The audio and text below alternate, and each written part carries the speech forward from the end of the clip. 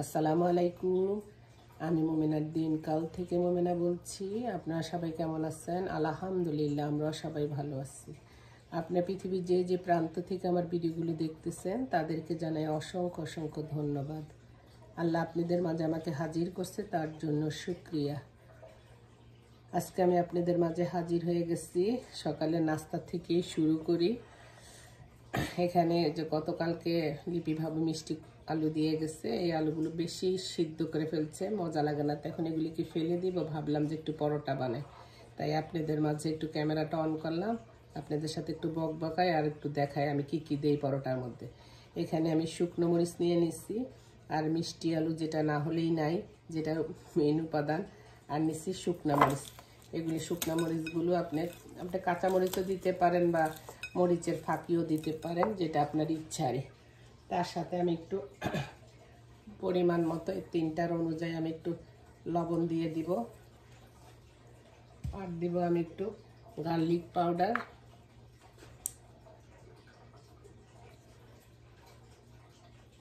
আর দিব আমি একটু হিংটা আপনি ইন্ডিয়ার দোকানে এটা দিলে একটা সুন্দর স্মেল করে, পুরি টুরি এগুলির মধ্যে দিলে ভালো লাগে।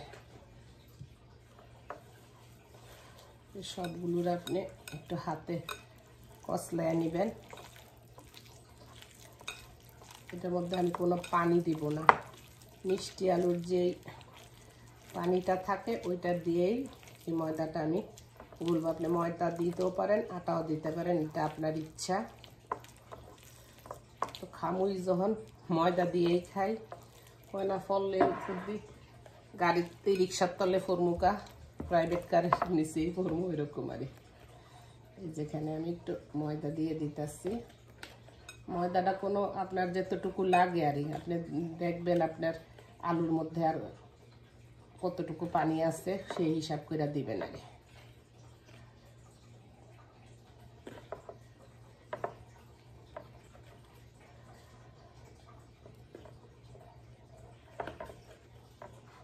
মনে হয় এতটুকু হয়ে যাবে আরে।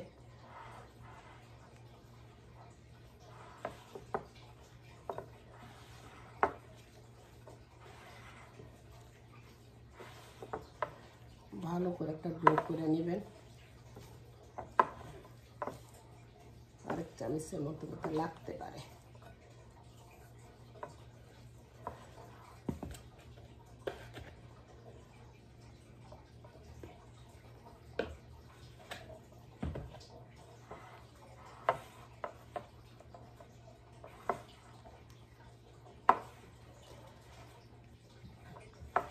এই পর্যায়ে একটু ঘি দিয়ে দিব, ঘি বা আপনার তেল সেটাও দিতে পারেন, আমি ঘি দিব।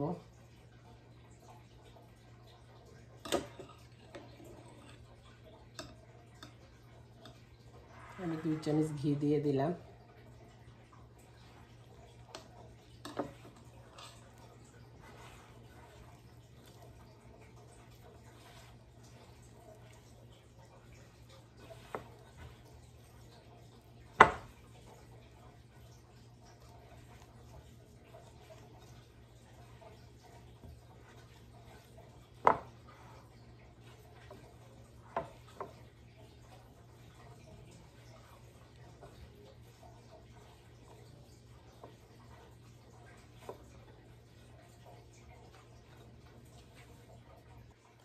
যেখানে আমার ডোটা রেডি হয়ে গেছে,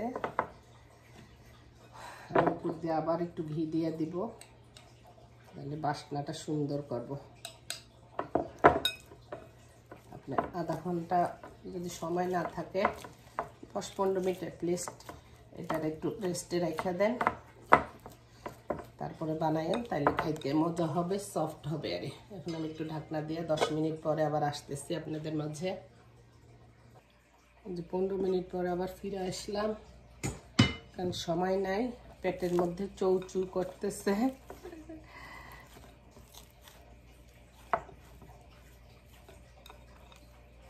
আমি 5টা লিচি কেটে নিব। আপনারা যেরকম খান, পাতলা খাইলে পাতলা, ভারী খাইলে ভারী, ওই অনুযায়ী আপনারা আপনাদের সুবিধা মতো শেপ করে নেবেন আর 6টাই করা যাবে।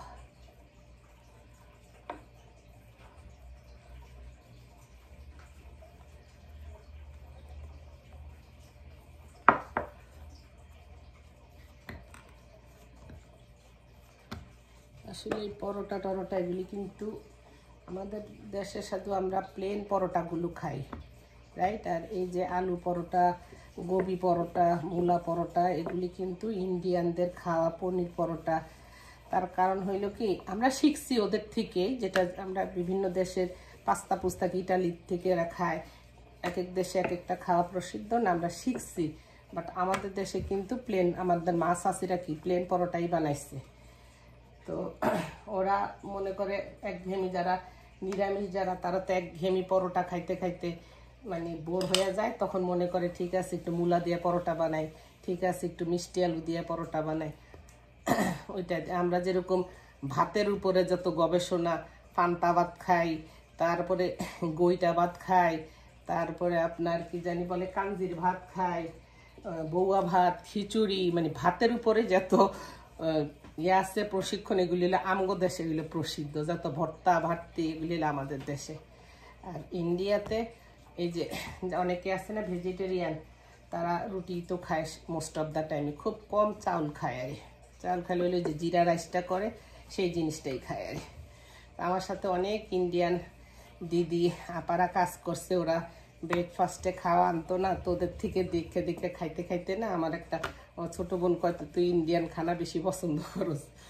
নিউ ইয়র্কে গেলে আমার ছেলের বউরা এরা বাঙালি খানা খাইতে পছন্দ করে, কিন্তু আমি এগুলি তো আমি বানাইতে পারি। আমার কাছে তোমরা যে ইয়া খাওয়া সম্বার, তারপরে কি জানি বলে দোসা, ওগুলি আমি পছন্দ করি। আমি এটা দুইটা স্টাইলে, একটা হলো চার কোনা শেপে বানাবো, আর এটা আমি গোল শেপে বানাবো, একটু ঘি দিয়ে দিব।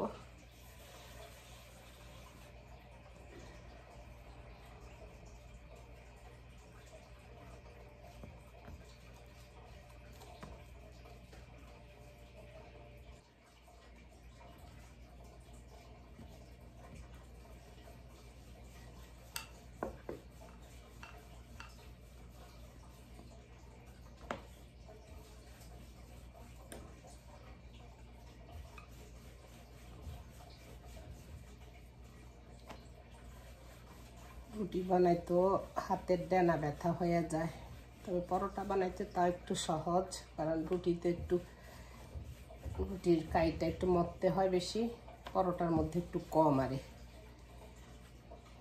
অনেকে রুটি মেকার কিনছে, আমার বড় বোন দেখি কিনে এখন ফালায় রাখে, ব্যবহার করে না। হাতেই বানাবো, এটাই ভালো, খাওয়াই হয় তো কয়দিন আর রুটি। যাই হোক, আমার পরোটাগুলো সব বানানো হয়ে গেছে, চলেন আমরা এখন ভাজতে চলে যাই।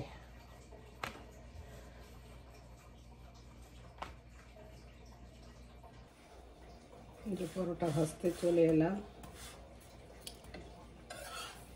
একটু চেপে চেপে দিবেন, তাহলে ভিতর থেকে আপনি যে ধনিয়া পাতা, মিষ্টি আলু, ওইটাও একটু ভালো করে হবে।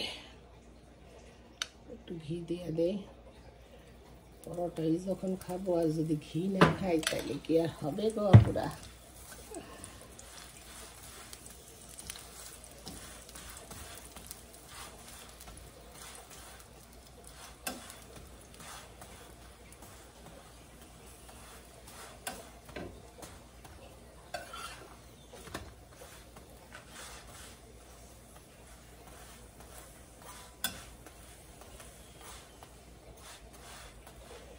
ভালো করে চাইপা চাইপা দিবেন, তাহলে ভিতরে আর কাঁচা থাকবে না, সুন্দর করে হইব। একটু পোড়া পোড়া হবে, পরোটা পোড়াটা মানে একটু পোড়া পোড়া হওয়াটার নামই তো পরোটা।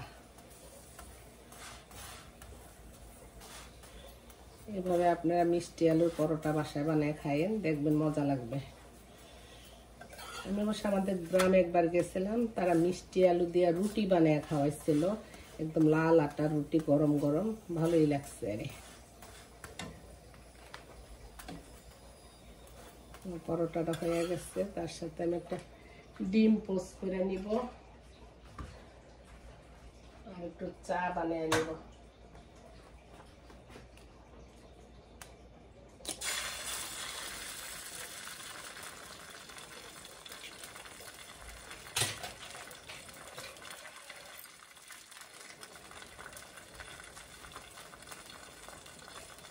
একটু গোলমরিচের গুঁড়া,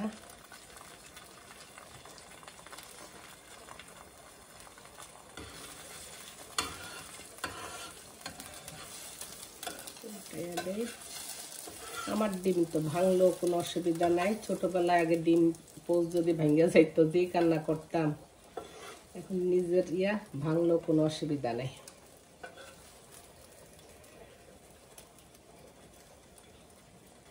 এই যেখানে আমার নাস্তাটা রেডি হয়ে গেছে, পরোটা, ডিম আর একটু আচার, আর নিয়ে নিছি টক দই। চুলার উপরে চা আছে, চাটা নিয়ে আসি, তারপর আপনাদেরকে আমি রিভিউ দিই কেমন হয়েছে।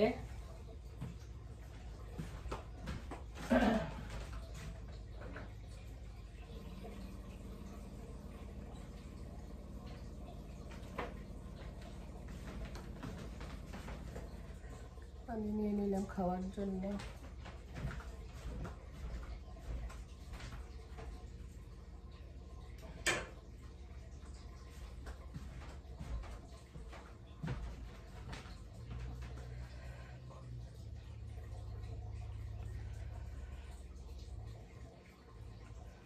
চা খাইতে মনে করছে পরোটা দিয়া।